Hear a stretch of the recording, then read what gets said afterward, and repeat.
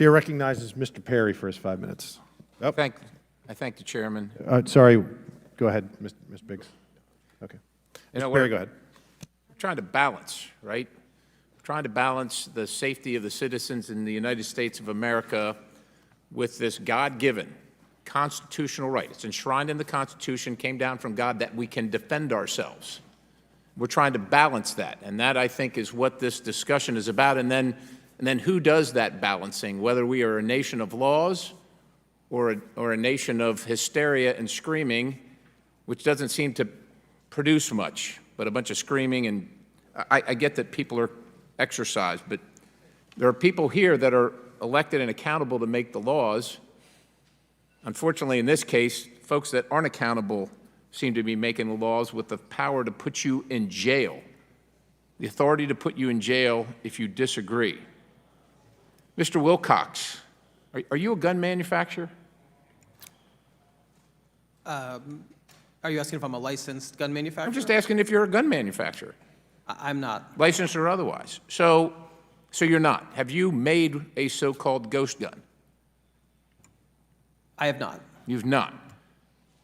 What are the tools necessary to manufacture the so-called ghost gun? So I've worked with a number of veterans who have made this, and to make the handgun model, if you buy the polymer frame with the kit, what you need is a hand drill and a hand file. So actually, these aren't motorized tools or battery-operated tools at all. They're just working with muscle power. And so you've done it. When you said you've worked with them, you stood right next to them, you held the tools, you're saying a hand drill, and what was the other thing? A file? A hand file, yes, sir. I'd be happy to send you the link. It's on YouTube. It actually, shockingly, has 4 million views of people seeing these hand tools in under an hour convert this frame into something that can be used in a firearm. So you don't have the tools, and you're talking about that you've assisted veterans doing it, and I can go watch on YouTube. Do you think that everything you see on YouTube is real? I sure hope not, or my kids would be in trouble. Okay, all right. Well, look, I think that's fair. What are the components of what you characterize as a ghost gun? Look, the core of the ghost gun is the frame or the receiver that can be readily converted into operational status. And ATF is making So hold on a second. Let's be clear. The frame or the receiver, or the frame and the receiver? What is it? It's a good question, sir, but the frame I know it is for the handgun and the receiver is for the long gun. So a handgun doesn't have a receiver? That's correct. And a long gun does? Correct. Interesting. On YouTube, when you watch this video, so to speak, at what point did the components, or forget the YouTube, when you personally assisted with a hand drill, not even an electric, you're talking a hand drill with a crank, right? When you assisted with that, at what point did those components become a gun? When Polymer 80 was selling those parts, those are firearms and should be regulated as such. At what point did it, so when it was in the package and it showed up, was it a gun? Yes, that's a You firearm. could fire it. You could fire it when it showed up in the package. That's not what the law says, sir. No, I'm asking you.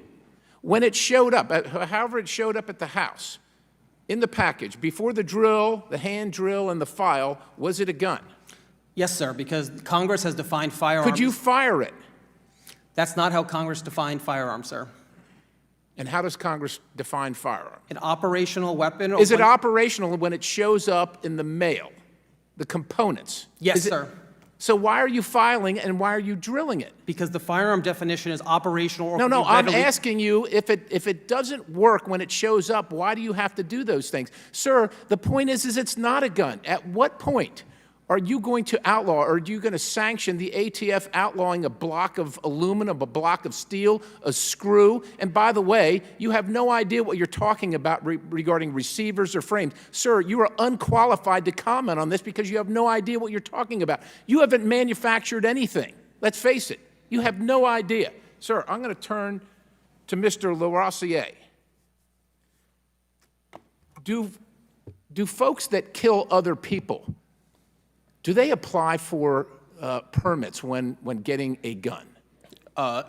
Certainly not in my experience.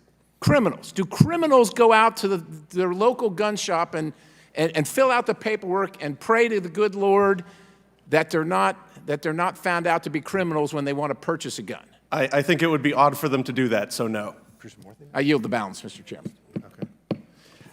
Thank you. Chair